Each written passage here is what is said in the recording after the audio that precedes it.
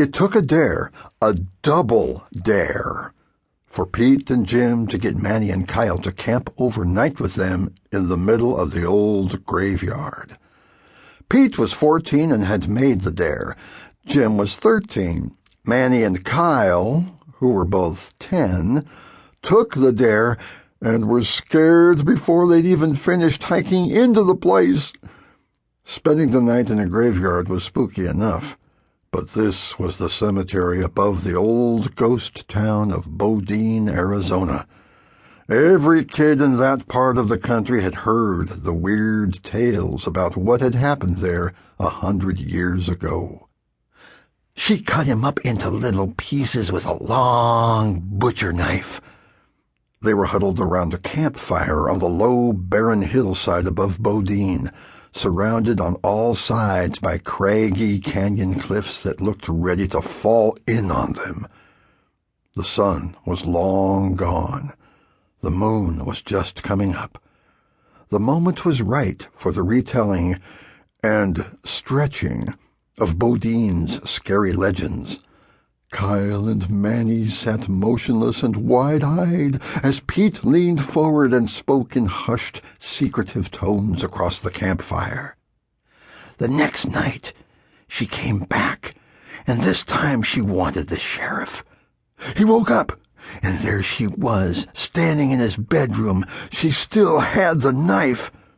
Manny moaned in fear, and nobody knows what happened to the sheriff that night.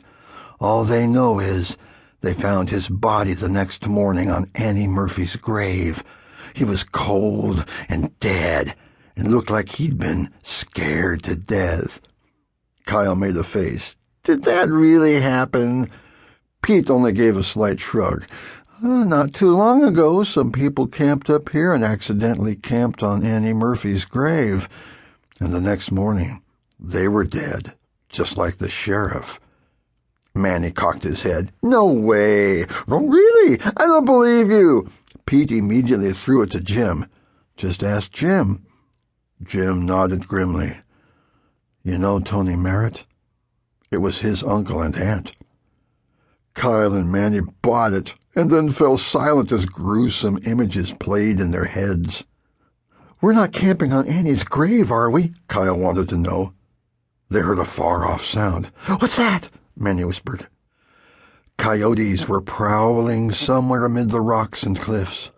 Their yaps and howls carried on the dry desert wind like the giggly scheming of demons in the dark. Pete gave a sigh of relief. Whew. I thought it was Annie Murphy. She's been seen up here, you know. People say she's still around looking for somebody else to kill. Sometimes people can see her face in the cliffs. They say that late at night you can look up at those cliffs and see her up there, looking back at you, watching you. We're not camping on her grave, are we? Kyle asked again. Pete spoke with the utmost concern as he glanced about. Boy, I don't know. We might be. Kyle took a look over Pete's shoulder at the towering cliffs beyond and let out a muffled cry. I see her! Manny was all eyes now. Where? Kyle pointed. Right there. Right up there, in that cliff. Manny started to whimper, his hand to his mouth. I see her too. It's her. It's Annie Murphy. Pete turned around to look, glad they couldn't see the smile he was trying to hold back. If he wasn't careful, he'd burst out laughing and ruin everything. I don't see anything. His voice trailed off. Right there, Kyle insisted. Jim came close and muttered to Pete, Maybe we should tell them the truth. They're getting pretty scared.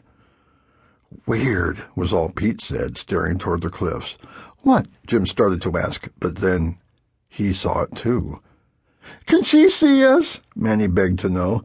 Man, it looks just like her, Pete exclaimed.